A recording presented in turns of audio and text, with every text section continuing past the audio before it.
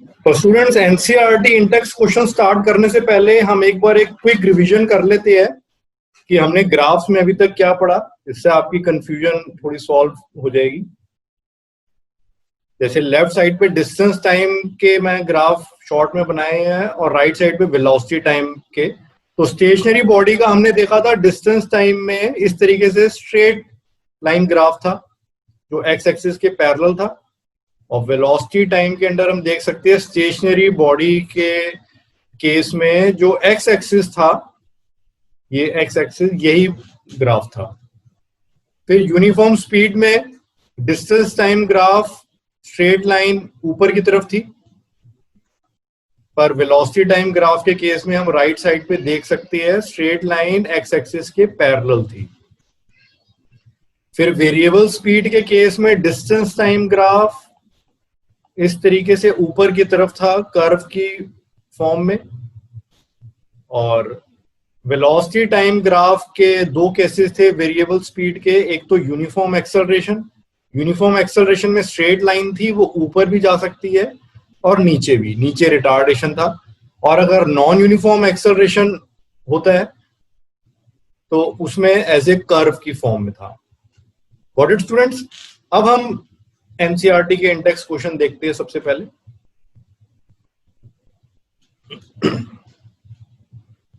तो पहला क्वेश्चन है, what is the nature of the distance time graphs for uniform and non uniform motion of an object. तो जैसे हमने अभी समझा, यूनिफॉर्म मोशन के लिए जो डिस्टेंस टाइम ग्राफ है वो एक स्ट्रेट लाइन था inclined with time axis.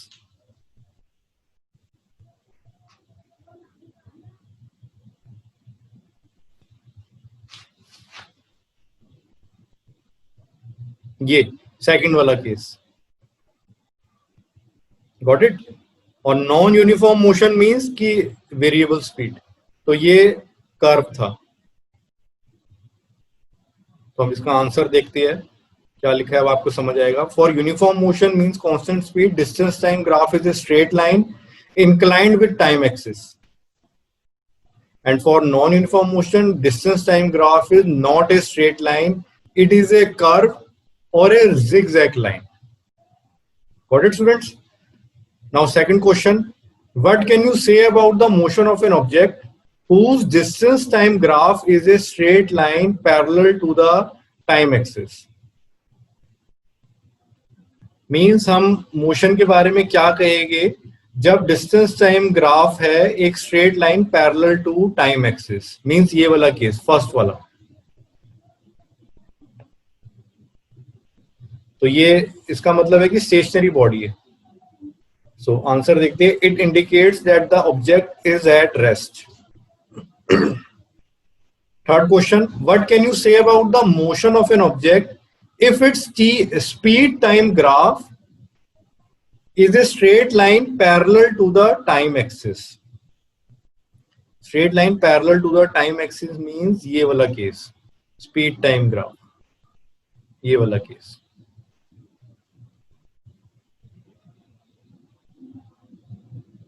No, not this one, ये वाला case, straight line parallel to the time axis। तो इसमें हम देख सकते हैं it indicates that the object is moving with uniform speed.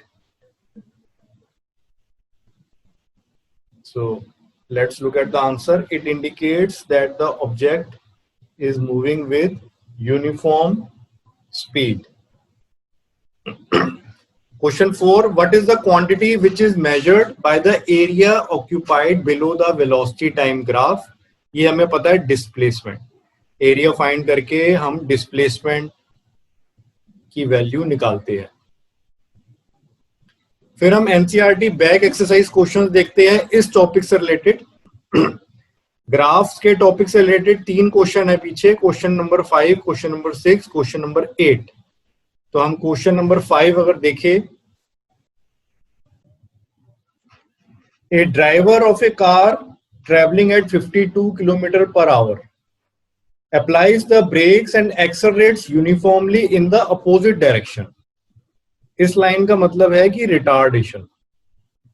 Okay, the car stops in 5 second. तो ये तो हो गया फर्स्ट केस, पहले ड्राइवर का। अब आगे दिया है दूसरे ड्राइवर का, तो हम पहले ड्राइवर का ही बना लेते हैं ग्राफ, क्योंकि आगे लिखा है on the same graph plot the speed versus time graph for 2 cars. तो स्पीड वर्सेस टाइम ग्राफ हम पहले केस का बना लेते हैं। तो जैसे आप फिगर में देख सकती हैं, ये टाइम है और वो स्पीड है। तो पहले केस में 5 सेकेंड में कार स्टॉप हो रही है और दूसरे में 10 सेकेंड। तो इसी से हम देख सकते हैं कि हमें टाइम एक्सिस पे यूनिट्स इस तरह से लेनी है कि 10 सेकेंड्स तक हमें कंफर्टेबली दिखा सके। तो हमने 0, 1, 2, 3, 4 करके हमने टाइम ले लिया इन सेकेंड्स। Got it. और स्पीड का हम देखें तो पहले केस में 52 किलोमीटर पर आवर है, दूसरे में 3 किलोमीटर पर आवर है। तो इस तरीके से हमें यूनिट्स लेने हैं। तो हम स्केल जो है 1 centimetre equal to 10 kilometre per hour x axis पे। ये स्केल भी आपने लिखना है हर क्वेश्चन में। तो हम 5, 10, 15 इस तरह से करके हमने वाई एक्सिस पे ले लिया। हम पहले केस की लाइन पढ़े तो कार 52 किलोमीटर पे ट्रेवल कर रही थी, ब्रेक लगेगे तो वो अल्टीमेटली 0 पे आएगी। Accelerates uniformly in opposite direction means retardation हुई, और कार स्टॉप्स इन 5 सेकेंड। तो इस ड्यूरेशन की स्टार्टिंग को हमने अगर 0 से हमने डिनोट किया है, ओ से, तो उस वक्त ये वाला पॉइंट है। और जब ब्रेक लगी 5 सेकंड में गाड़ी रुक गई तो स्पीड 0 पे आ गई। तो 5 सेकंड बाद स्पीड इधर आ गई 0 पे। तो ये 2 पॉइंट आ गए, इनको हमने स्ट्रेट लाइन से ज्वाइन कर दिया, क्योंकि क्वेश्चन में हम देखें यहाँ पे यूनिफॉर्मली लिखा है, मींस यूनिफॉर्म रिटार्डेशन, और स्ट्रेट लाइन होगी जैसे हमने ग्राफ में समझा। फिर दूसरा केस देखते हैं। Another driver going at 3 kilometre per hour applies the brake slowly and stops in 10 second. तो ये इस केस में 3 kilometre per our initial speed है, वो पॉइंट यहां आ गया। और 10 सेकेंड्स में 0 स्पीड होएगी। तो इस पोजीशन, ये हमारे पास दूसरा पॉइंट आ गया। तो इन दोनों पॉइंट्स को हमने स्ट्रेट लाइन से ज्वाइन कर दिया। तो ये सेकंड कार का ग्राफ हो गया। तो इस तरीके से हमने दोनों के ग्राफ प्लॉट कर दिए। अब इस क्वेश्चन का नेक्स्ट पार्ट देखते हैं। Which of the 2 cars travelled farther after the brakes were applied. Means किस कार ने ज्यादा डिस्टेंस ट्रेवल किया या किस कार की ज्यादा डिस्प्लेसमेंट हुई। तो ये हमने पढ़ा है वेलोसिटी टाइम ग्राफ में कि एरिया अंडर द ग्राफ, उससे हम डिस्प्लेसमेंट निकाल सकते हैं। तो ये जो 2 ट्रायंगल्स हैं, पहला ये वाला ट्रायंगल, हम इसका एरिया निकालेंगे तो इसका एरिया हमें बताएगा कि कार 1 ने कितना डिस्टेंस ट्रेवल किया। तो अब हम थ्योरी इसमें देखते हैं। Displacement is area under graph, area of triangle 1, that is half base into height. So half, यहां पे ये हाइट की जगह 55, एक्चुअली ये 55 नहीं 52 है, थोड़ा ये प्रिंटिंग एरर है, 52। Got it. 52 नो, एक्चुअली मैं इसको ड्रॉप कर देता हूँ। वो 55 नहीं है, ये एक्चुअली 5 सेकेंड्स है। तो थोड़ा इस तरीके से ये लिखा है। This is actually 5 seconds. So half base की जगह 5 सेकेंड्स इस बड़े वाले ट्रायंगल में, और हाइट की जगह 52। ठीक है ना, ये हाइट है 52 और उधर वो बेस है 5, और 52 किलोमीटर पर आवर है तो इसको मीटर पर सेकंड में कन्वर्ट करेंगे, क्योंकि टाइम सेकंड में है इस तरीके से। अब इसको हम पूरा कैलकुलेट करेंगे, so we will get 36.1। So this is the displacement for car 1। अब इसी तरह हम कार 2 का देखें, यहां मैं इसको रब कर देता हूं shaded portion.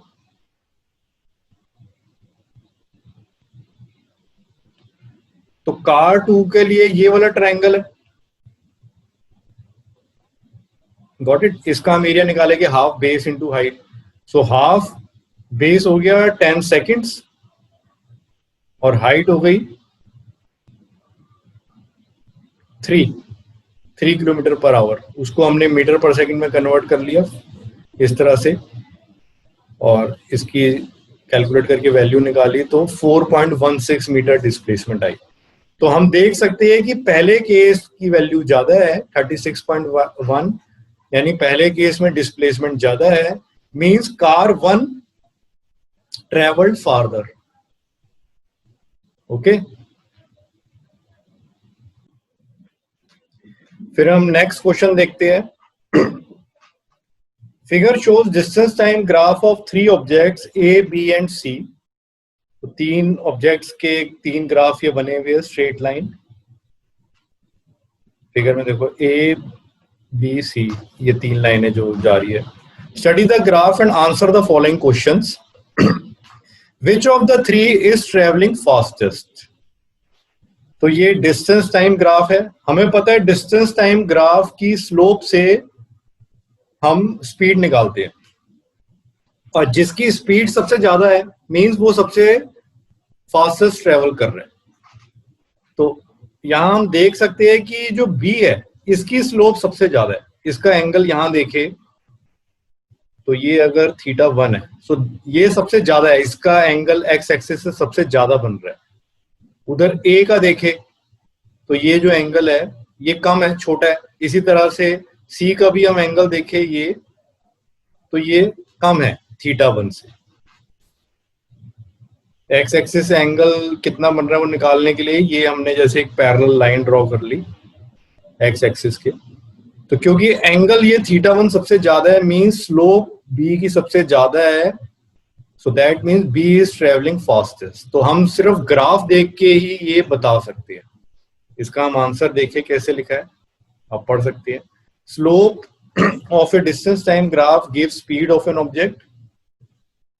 Greater the angle which graph makes with time axis, greater is its slope, that is tan theta, and hence greater the speed.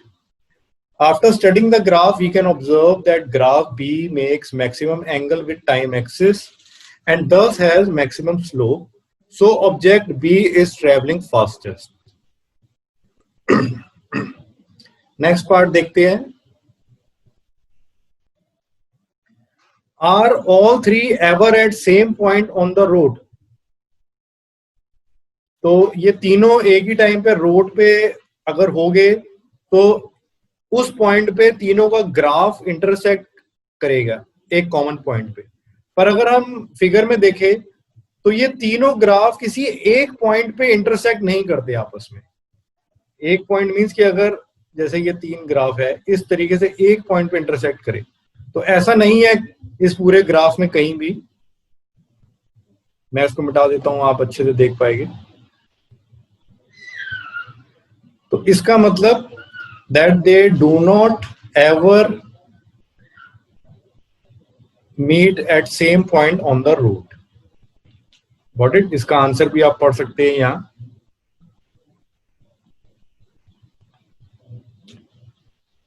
B part में you can read it.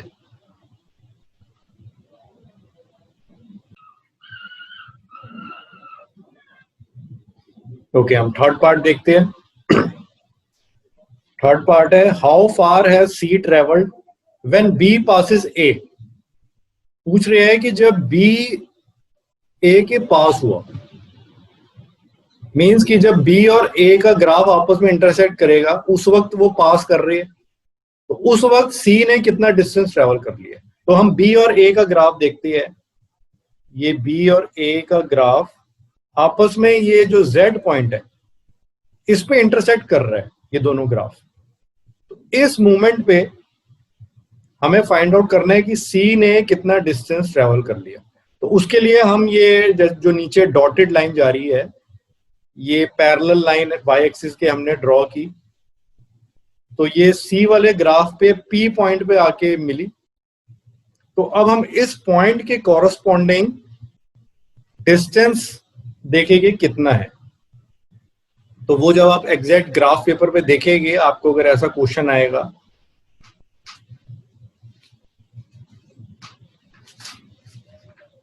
तो आप पाएंगे कि ये डिस्टेंस 7.8 किलोमीटर होगा।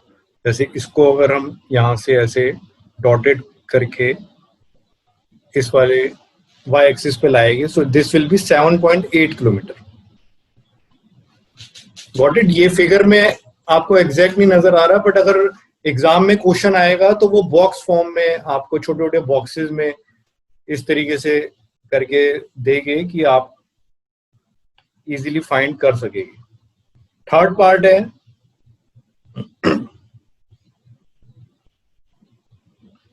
no not third, D part.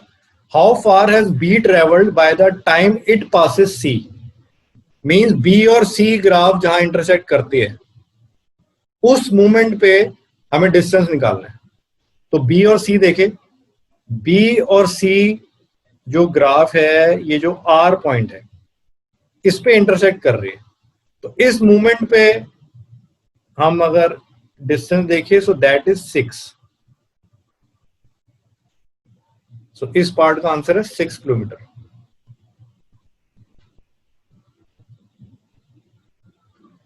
यहां आप answer भी पढ़ सकते हैं।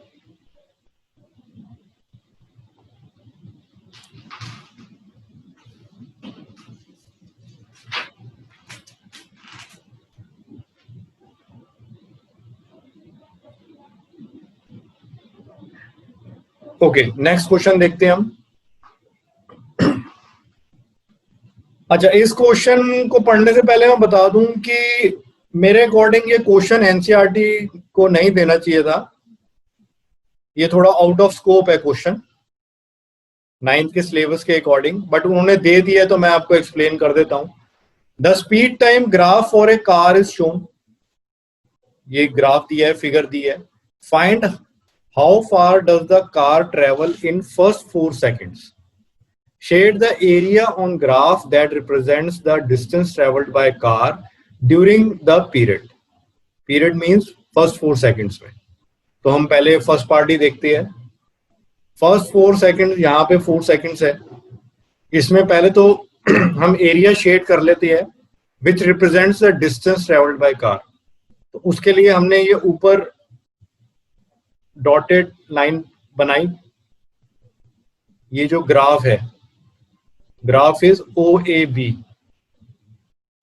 इस ग्राफ पे जो लाइन मीट हुई वो C पॉइंट है। तो ये हो गया area under the graph for this time period 0 to 4 second. तो इसको हमने जैसे ये शेड किया, तो ये तो हो गया शेडेड एरिया। अब मैं इसको थोड़ा मिटा देता हूं। और साथ में दिया है find how far does the car travel in this period 4 seconds। तो इसके लिए हम एरिया अंडर द ग्राफ निकालेंगे। तो यहां पे आप देखिए कि ये जो है ये एक ट्रायंगल नहीं है। हम OC को जब ज्वाइन करेंगे तो OCD तो एक ट्रायंगल होगा, पर ये जो एरिया 2 है ये अलग से एक सेपरेट एरिया भी हो गया। अब कुछ आप बुक्स में देखोगे, कुछ गाइड्स में उन्होंने इसको स्ट्रेट लाइन ही ले लिया है और एरिया ऑफ ट्रायंगल निकाल के आंसर निकाल दिया है, बट वो गलत है। क्योंकि एनसीईआरटी में भी आप देखो तो ये ग्राफ की शेप इस तरीके से दी है और फिर उसको ऐसे स्ट्रेट लाइन करके दिखाया है। सो ये एक स्ट्रेट लाइन नहीं है। तो यहाँ पे हम इस एरिया 1, ये तो सिंपल एक ट्रायंगल है, इसका एरिया हम निकाल लेंगे। यहाँ पे हम देखें area of triangle half base into height, ये इजीली निकल जाएगा। पर एरिया 2 जो निकालने का सिस्टम है ये आपके कोर्स से बाहर है। इसको हम ग्राफ पेपर, मैं आपको फिर भी शॉर्ट में बता देता हूं, इसको हम ग्राफ पेपर पे अगर बनाएंगे तो जैसे छोटे छोटे बॉक्सेस होती है ग्राफ पे, तो कुछ फुल बॉक्सेस आएंगे, कुछ हाफ बॉक्सेस हो गए, तो उनको हम स्क्वायर मान के और हाफ स्क्वायर्स या 1/4 स्क्वायर्स मान के एरिया जब कैलकुलेट करेंगे, सो एरिया 2 का अप्रोक्सीमेटली 4 स्क्वायर यूनिट एरिया आएगा। यहां पे आप देख सकते हैं। तो ये हम 12 + 4 16 इसका आंसर आएगा एक्चुअल में। Got it? पर ये क्वेश्चन स्कोप के बाहर है कोर्स के, क्योंकि एरिया 2 आप इस तरीके से एग्जैक्टली नहीं निकाला जा सकता, पर ये मैंने आपको अप्रोक्सीमेट बता दिया कि इट विल बी 16 मीटर। इसको आप पढ़ भी सकते हैं, यहां जो लिखा है। वीडियो को पॉज करके आप पढ़ लीजिए। मैं अब सेकंड पार्ट पे आता हूं। Which part of the graph represents uniform motion of the car? तो uniform motion of the car means कि जो स्पीड टाइम ग्राफ है वो एक स्ट्रेट लाइन होगी पैरेलल टू, यानी टाइम एक्सिस। तो वो पोर्शन यहां पे है straight line A to B वाला पोर्शन। तो ये जो पार्ट है, ये पार्ट रिप्रेजेंट करता है यूनिफॉर्म मोशन। आंसर हम देखते हैं। Straight line portion AB of graph from 6 second onwards represent uniform motion of the car. अच्छा, अब हम एक्स्ट्रा क्वेश्चंस पे आते हैं। ये तो सॉल्व एक्स्ट्रा क्वेश्चंस है, बट पहले हम कुछ अच्छे अनसॉल्व एक्स्ट्रा क्वेश्चंस देख लेते हैं।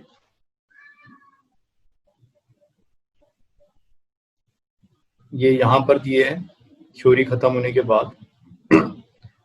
तो पहला क्वेश्चन देखते हैं, क्वेश्चन 41 जो दिया है, what is distance time graph, what are the uses of distance time graph. ये आप कर लोगे, शुरू में थ्योरी में आपको बताया उसकी डेफिनेशन और 2 यूजेस। फिर what does slope of distance time graph tell, इस केस में speed. Okay, slope tells speed in case of distance time graph. Second part, can slope of distance time graph be negative? No.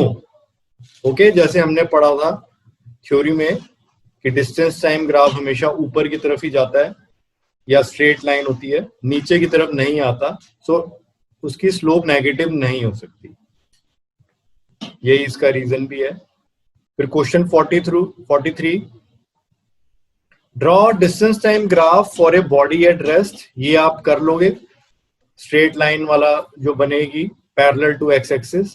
Comment upon slope of this graph, slope is 0। Okay, ये answer है। Question 44, draw distance time graph for a body moving with constant speed. ये भी आप कर लोगे, ये ऊपर की तरफ जाएगा स्ट्रेट लाइन।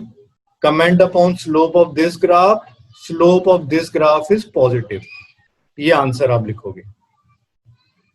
Got it? फिर ये क्वेश्चन 45 है, ये आप छोड़ सकते हो, ये मैंने आपको थ्योरी में नहीं बताया था, ये थोड़ा ज्यादा एडवांस्ड है, मैं आपको कंफ्यूज नहीं करना चाहता था। बट जो स्टूडेंट्स और डिटेल में देखना चाहे तो इस क्वेश्चन को आप देख सकते हो, मैं बता देता हूं। Draw 2 separate distance time graph for the body moving with positive acceleration. तो डिस्टेंस टाइम ग्राफ में अगर पॉजिटिव एक्सेलरेशन है तो ऐसे, आप नीचे हिंट में ए में आप देखो तो ऐसे ऊपर की तरफ इस तरीके से जाएगा। और सेकंड पार्ट है डिक्रीजिंग स्पीड या रिटार्डेशन जब होगी तो वो इस तरीके से जाएगा जैसे बी में लिखा है।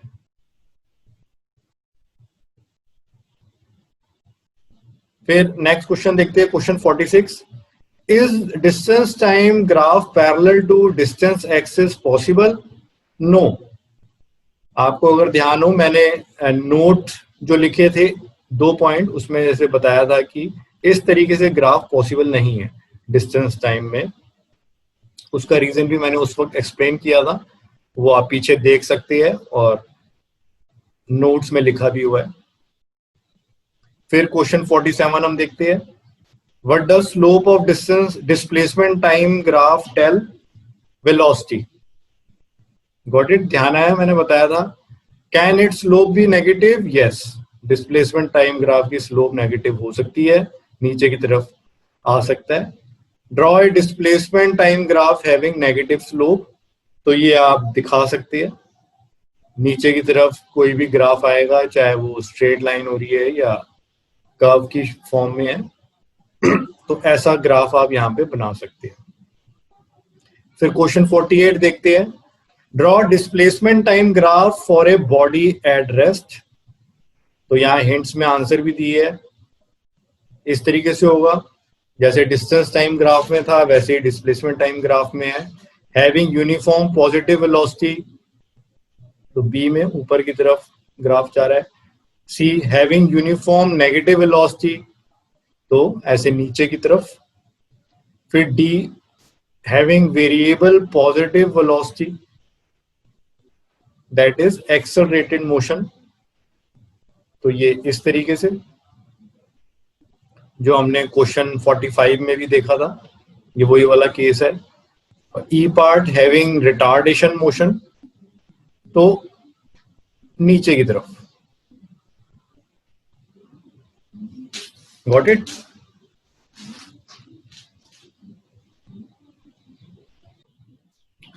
तो ये जो रिटार्डेशन मोशन लिखा है इसका मींस वेरिएबल नेगेटिव वेलोसिटी, दोनों तरीके से लिखा जा सकता है। आप चाहे तो डी और ई पार्ट छोड़ सकते हैं, ये थोड़ा ज्यादा एडवांस्ड है, बट ए बी और सी पार्ट ज्यादा इंपॉर्टेंट है क्योंकि ये बेसिक्स में ही आता है, इनके पूछे जाने के ज्यादा चांसेस है। Question 49, what is velocity time graph, what are its uses, ये आप बता दोगे, 3 यूजेस है। What does slope of velocity time graph tell, acceleration. Okay, can slope of velocity time graph be negative? Yes. Okay students, फिर question 51, what does positive slope and negative slope of velocity time graph indicate? तो हमें पता है कि velocity time graph में slope acceleration बताता है, तो पॉजिटिव स्लोप है मींस पॉजिटिव एक्सेलरेशन, और नेगेटिव स्लोप है तो नेगेटिव एक्सेलरेशन यानी कि रिटार्डेशन। बी पार्ट देखते हैं, what physical quantity can be found by calculating area under this graph, that is displacement और distance covered. Got it? Question 52, draw velocity time graph for a body having uniform velocity, ये आप draw कर सकते हो जैसे समझाया। इसमें वो स्ट्रेट लाइन थी जो टाइम एक्सिस के पैरेलल थी। फिर second part, uniform acceleration with zero initial velocity, नीचे आप हिंट्स में आंसर भी देख सकते हो। तो जीरो इनिशियल वेलोसिटी यहां लिखी है, इसका मतलब है कि ओरिजिन से स्टार्ट होगा इस पॉइंट से, और यूनिफॉर्म एक्सेलरेशन है तो हमें पता है ऐसे ऊपर की तरफ स्ट्रेट लाइन रहेगी। यूनिफॉर्म रिटार्डेशन मींस नीचे की तरफ स्ट्रेट लाइन रहेगी ऐसे। और डी पार्ट वेरिएबल एक्सेलरेशन, तो ऐसे कर्व की फॉर्म में। Got it? ऊपर की तरफ हम दिखाएंगे। वेरिएबल रिटार्डेशन लिखा होता तो हम नीचे की तरफ दिखाते। फिर question 53, can a velocity time graph parallel to velocity axis possible? No, क्योंकि ये टी है, अगर ये वी है तो वो कह रही है इस तरीके से ग्राफ पॉसिबल है, जैसे डिस्टेंस टाइम में भी पॉसिबल नहीं था और वेलोसिटी टाइम में भी इस तरीके से पॉसिबल नहीं है, क्योंकि एक ही टाइम पे वेलोसिटी अलग अलग नहीं हो सकती। ठीक है ना, जैसे हम इसमें यहाँ टाइम तो अगर 10 सेकंड है, पर 10 सेकंड पे यहाँ पे तो वेलोसिटी मान लो 20 हो गई, यहाँ 30 हो गई। दिस इज नॉट पॉसिबल, एक टाइम पे एक ही वेलोसिटी हो सकती है। तो ये सब अच्छे एक्स्ट्रा क्वेश्चंस है, इस टाइप के क्वेश्चंस एग्जाम में पूछे जाते हैं, पूछे जा सकते हैं, इनको सबको आपने करना है। अब हम इससे रिलेटेड कुछ न्यूमेरिकल बेस क्वेश्चंस भी देख लेते हैं, कुछ solve extra questions.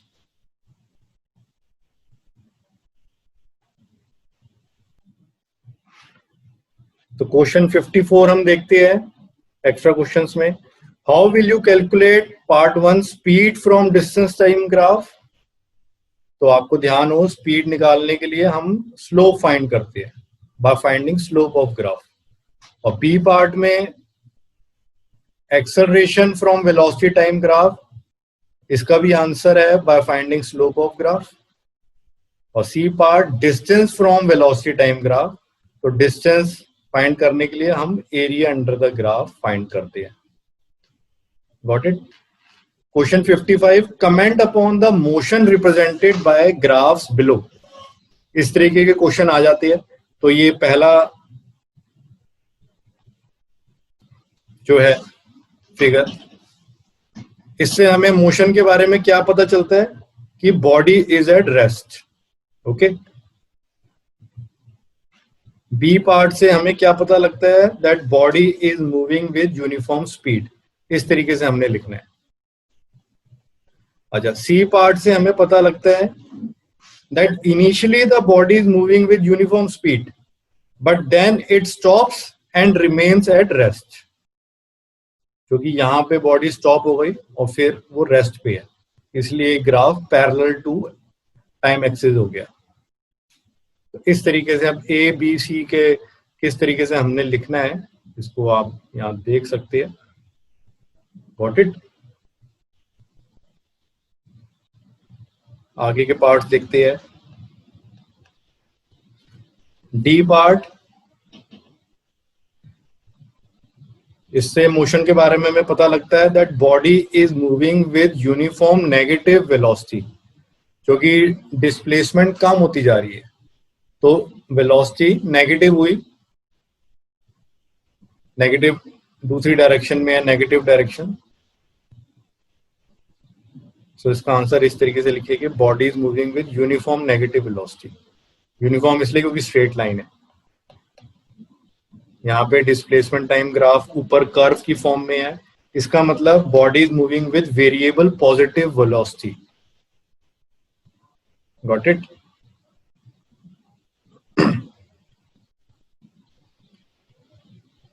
F part देखते हैं हम। इसमें ग्राफ पहले ऊपर जा रहा है, बॉडी रुकी तो स्ट्रेट लाइन हो गया और फिर वो नीचे की तरफ जा रहा है। So it indicates that initially body moves with uniform positive velocity, then it stops suddenly, it means body, and remains at rest. Then after some time the body moves with uniform negative velocity. तो ये उसकी motion की description हो गई graph के according. जी graph को देखते हैं। इसमें ऐसे कर्व पहले ऊपर की तरफ जा रहा है और फिर वो नीचे की तरफ कर्व होके आ रहा है। So for half the time period, body moves with variable positive velocity, variable, क्योंकि कर्व है।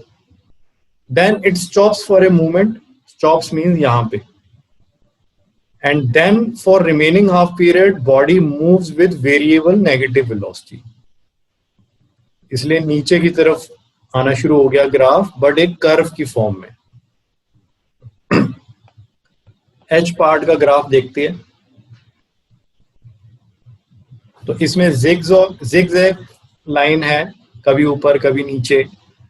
So that means body moves with both positive and negative velocity during different time intervals. So we can say body is moving with variable velocity. इस तरीके से हम describe कर सकते हैं। आई part देखते हैं। वेलोसिटी टाइम ग्राफ में अगर जब पैरेलल है तो हमें पता है it means that body is moving with uniform velocity.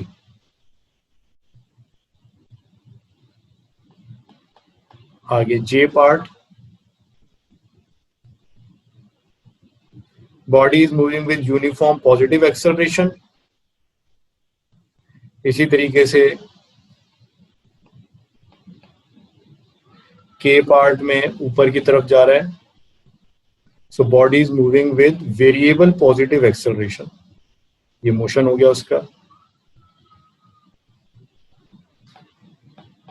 ये L part, velocity time graph पहले नीचे की तरफ आया है, तो इसका मतलब body moves with uniform retardation for half the time period.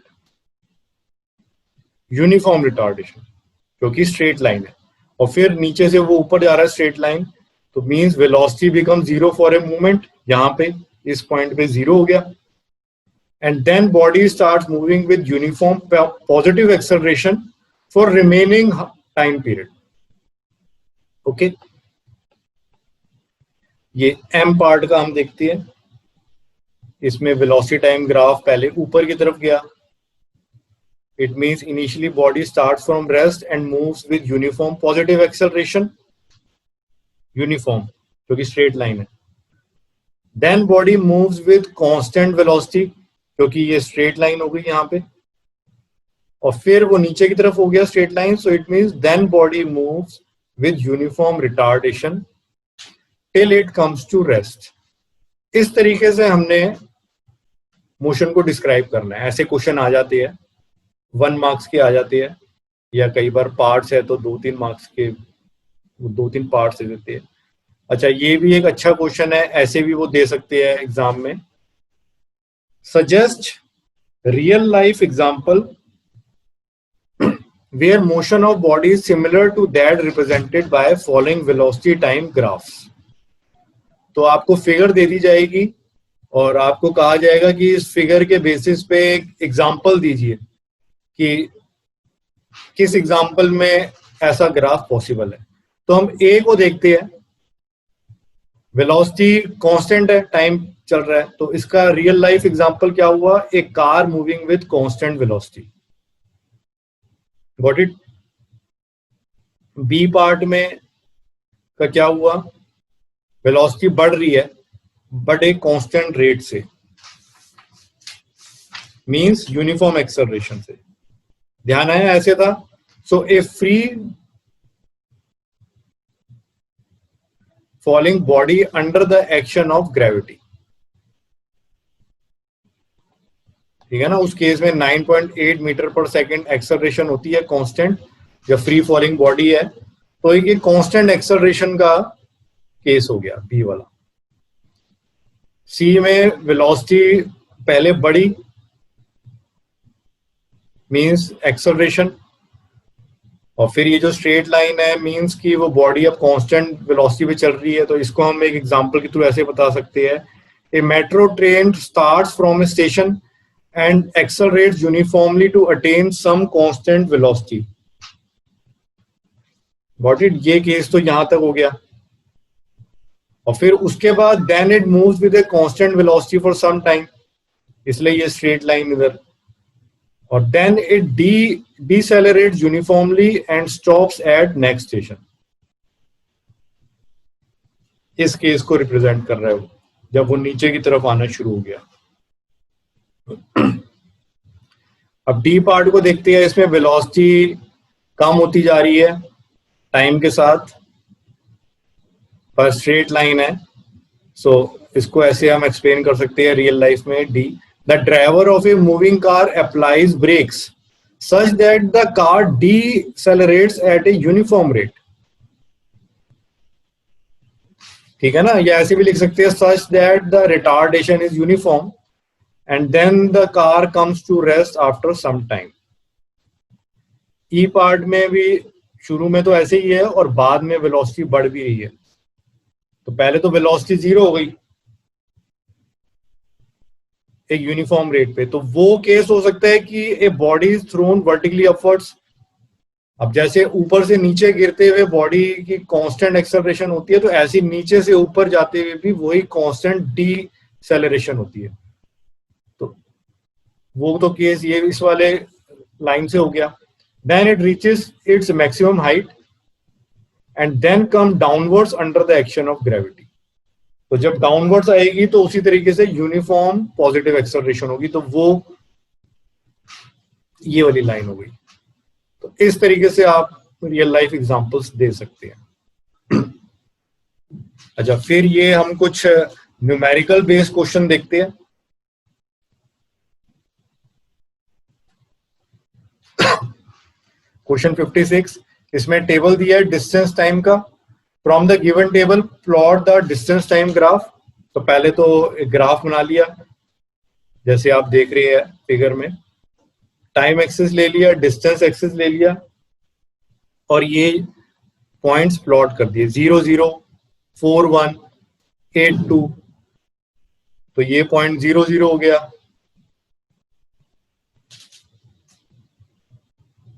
ये B point, no not B point,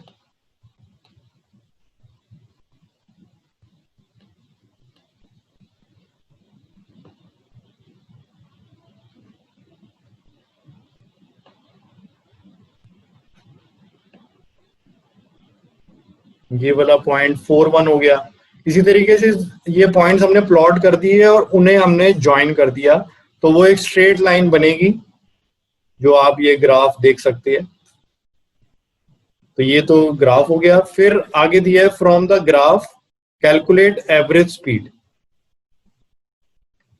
तो एवरेज स्पीड हमें पता है कि हम स्लोप ऑफ द ग्राफ से फाइंड कर सकते हैं। Average speed is slope of graph. तो इसमें हम कोई भी दो पॉइंट्स ले सकते हैं। यहाँ पे हमने ये बी और ओ पॉइंट को अगर ले लिया, so slope will be B C upon O C. That is BC को हम देखें तो 16 है और OC को देखें तो 4 है। सो ये 4 मीटर पर सेकंड आ जाएगा। इसी तरीके से अब सेकंड पार्ट है distance covered between 1.5 second and 3.5 second. तो 1.5 सेकंड हमें पॉइंट लेना पड़ेगा यहाँ, 3.5 सेकंड यहाँ। इसके कॉरस्पॉन्डिंग हम देखेंगे डिस्टेंस कितना ट्रेवल हुआ, तो ऐसे ऊपर लाइंस बनाएगी परपेंडिकुलर, और फिर लेफ्ट साइड पे भी परपेंडिकुलर लाइंस बनाएगी।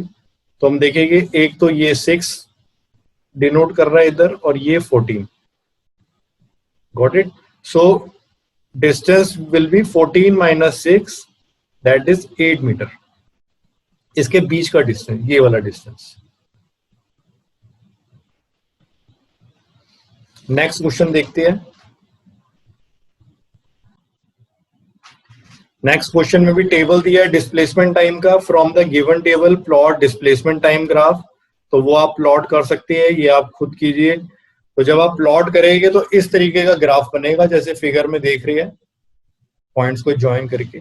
फिर दिया है from graph calculate average velocity and displacement between, ये 3 पार्ट्स दिए है 0 to 3 सेकंड। तो हम पहले पार्ट का देखते हैं 0 to 3 सेकंड्स के बीच में, ये हो गया 0 to 3 सेकंड्स। तो ये वाला जो केस है ग्राफ का। तो एवरेज वेलोसिटी हमें पता है कि डिस्प्लेसमेंट टाइम ग्राफ में जो स्लोप है that is average velocity. So slope means कि ये हम निकालेंगे परपेंडिकुलर अपॉन बेस। तो ये हो गया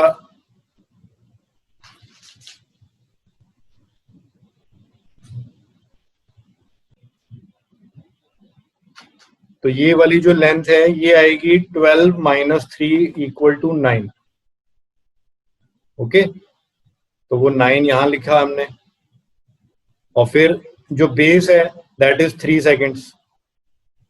तो वो इधर लिखा कैलकुलेट करके 3 मीटर पर सेकेंड। और डिस्प्लेसमेंट पूछा है तो डिस्प्लेसमेंट तो हमने निकाल ही ली 9 मीटर। तो यहां हमने लिखा है 12 minus 3।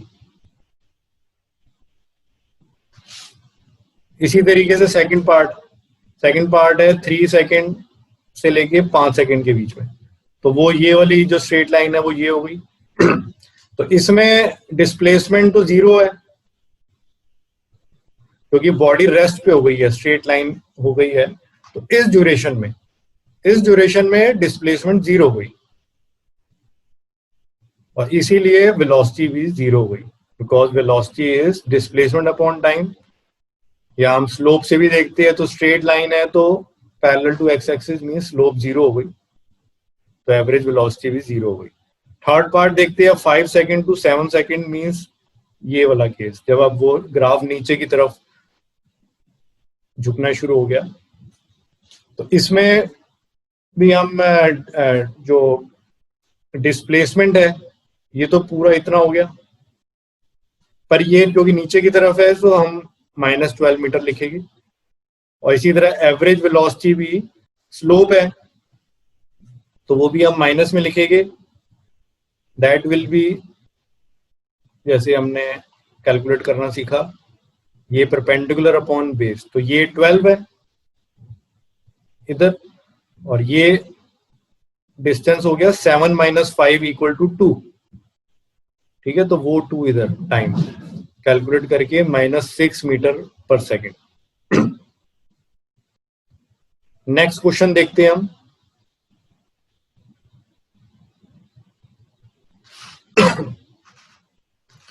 A man is running at a uniform velocity of 8 meter per second for 8 seconds. He then slows down uniformly and comes to rest in next 10 seconds. Draw the velocity time graph. तो पहले तो velocity time graph draw कर लेते हैं। ये graph आप देख रहे हैं, पहले तो 8 सेकंड तक वो यूनिफॉर्म वेलोसिटी से रन हुआ तो ऐसे स्ट्रेट लाइन हुई, और फिर ही स्लोज डाउन यूनिफॉर्मली अब उसकी वेलोसिटी कम होगी तो स्ट्रेट लाइन की तरह वो ग्राफ नीचे की तरफ आएगा।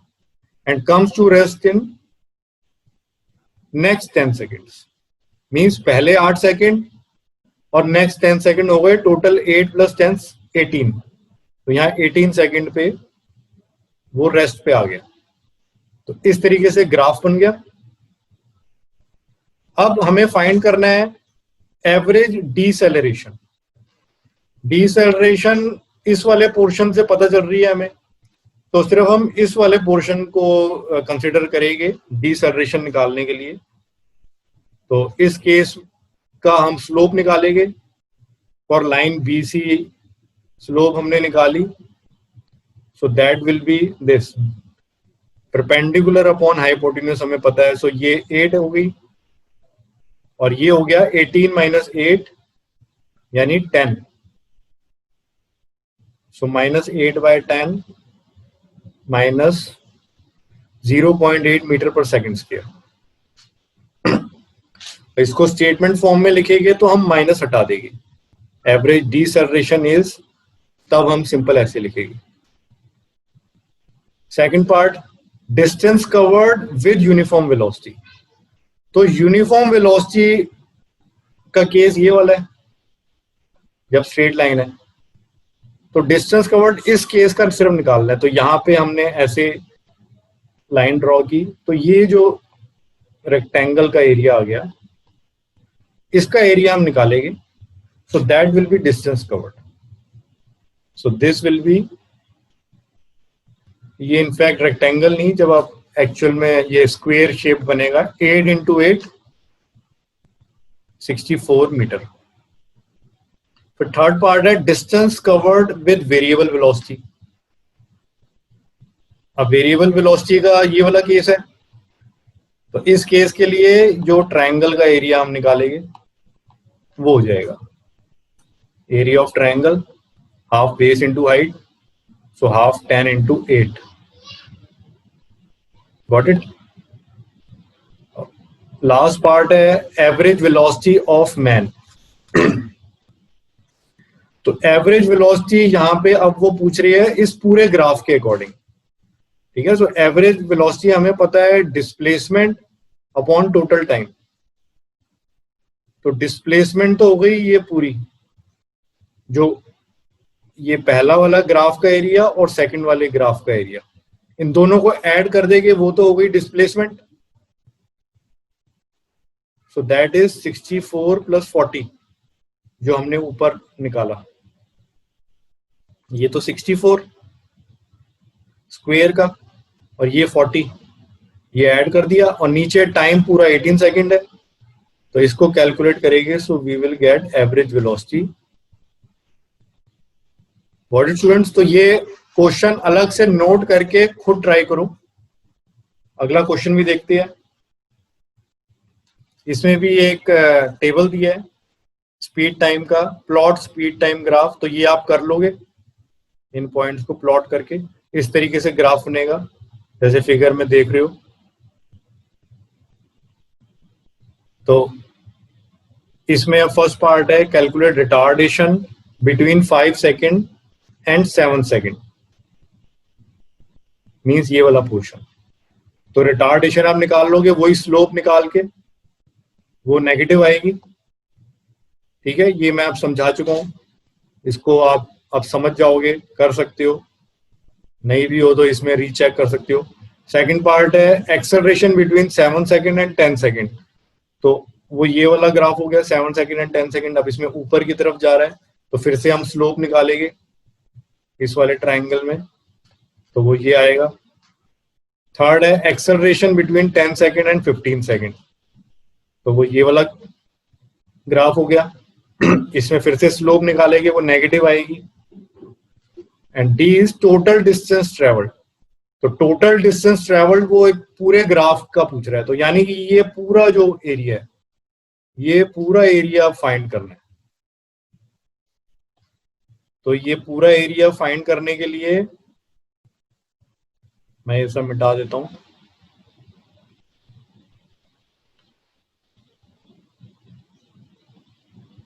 इन सब का एरिया फाइंड करना है। एरिया ऑफ रेक्टेंगल, ये वाला रेक्टेंगल, फिर एरिया ऑफ फर्स्ट ट्रिपीजियम, ये पहला ट्रिपीजियम हो गया पूरा, ये वाला। ठीक है, एरिया ऑफ सेकंड ट्रिपीजियम, ये सेकंड ट्रिपीजियम हो गया इसी तरीके से ही। और एरिया ऑफ ट्रायंगल, तो ये वाला ट्रायंगल। तो एरिया ऑफ रेक्टेंगल यहां निकाला। एरिया ऑफ फर्स्ट ट्रिपीजियम के लिए हम वो फॉर्मूला यूज करेंगे, half into sum of parallel sides into distance between parallel sides. ठीक है, तो ये दो पैरेलल साइड्स का सम और ये इनके बीच का डिस्टेंस। इसी तरीके से सेकंड ट्रिपीजियम का area, area of second triangle, इन सबको ऐड कर दिया, कैलकुलेट जब करोगे so you will get answer as this. तो ये हो गया total distance travelled. Last part है एवरेज स्पीड। एवरेज स्पीड इस पूरे ग्राफ की, तो उसके लिए टोटल डिस्टेंस कवर्ड यानी कि net displacement upon total time. तो ये हमने ऊपर अभी निकाला ही 225, टोटल टाइम हो गया 15 सेकेंड, तो ये एवरेज स्पीड आ गई। अच्छा, ये नेक्स्ट क्वेश्चन देखते हैं। ये खुद अटेम्प्ट करना है। Two cars P and Q are traveling at 72 km per hour and 54 km per hour. Their drivers apply brake. Car P stops in 5 seconds and car Q stops in 7 seconds. Plot velocity time graph. तो दोनों का velocity time graph plot करना है एक ही graph पे। Which car traveled farther distance? तो वो distance हमें दोनों के एरिया अंडर द ग्राफ निकालेंगे, जो ट्रायंगल्स बनेंगे उससे हमें पता चल जाएगा। ये similar to NCERT exercise question 5 है जो हमने पहले किया। और यहाँ पे इन्होंने बाय हाउ मच भी पूछा है कि which car travels farther by how much, तो उसमें वो हमने माइनस कर देना है एरिया, मतलब कि इतना ज्यादा एक का निकलेगा।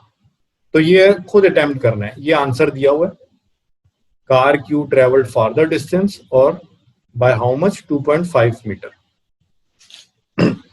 अच्छा, फिर ये क्वेश्चन 61 और 62, ये दो अब लास्ट क्वेश्चंस है। ये आपने खुद अटेम्प्ट करने हैं, मैं एक्सप्लेन नहीं करूंगा, अब आप काफी समझ गए हो। ये एनसीईआरटी एक्टिविटी के क्वेश्चंस है, तो ये क्वेश्चन आप इधर भी पढ़ सकते हो, नहीं तो एनसीईआरटी एक्टिविटी में भी पहले तो क्वेश्चन अलग से करके इसको अटेम्प्ट कर सकते हो, पॉज करके वीडियो आप देख सकते हो और फिर इसका आंसर नीचे आप मिला सकते हो। Got it? इसी तरीके से ये लास्ट क्वेश्चन, ये भी एनसीईआरटी एक्टिविटी का क्वेश्चन है। ये क्वेश्चन है, क्वेश्चन को पढ़ के उसको अटेम्प्ट करो और फिर you can check it from the answer कि ग्राफ सही बनाया है कि नहीं, और इंटरप्रिटेशन इसी तरीके से दी कि नहीं। वैसे इन दो लास्ट क्वेश्चंस के पूछे जाने के चांसेस कम है, पर जो स्टूडेंट और प्रैक्टिस के लिए करना चाहते हैं तो वो क्वेश्चन 61 और 62 भी ट्राई करे। अदरवाइज आप क्वेश्चन 60 तक ही कर सकते हैं, क्वेश्चन 61 और 62 छोड़ भी सकते हैं, इनके पूछे जाने के चांसेस कम है। बट कंसेप्ट क्लियर करने के लिए, प्रैक्टिस के लिए ये भी आप अटेम्प्ट कर सकते हैं, अच्छा रहेगा। तो स्टूडेंट्स अब ये वाला टॉपिक खत्म होता है। नेक्स्ट वीडियो इस चैप्टर 1 की वीडियो की सीरीज का लास्ट पार्ट होगा, जिसमें हम चैप्टर को कंप्लीट करेंगे और उसमें हम इक्वेशंस और मोशन पढ़ेंगे, उनके प्रूफ पढ़ेंगे और साथ ही उससे रिलेटेड न्यूमेरिकल्स देखेंगे। Bye bye.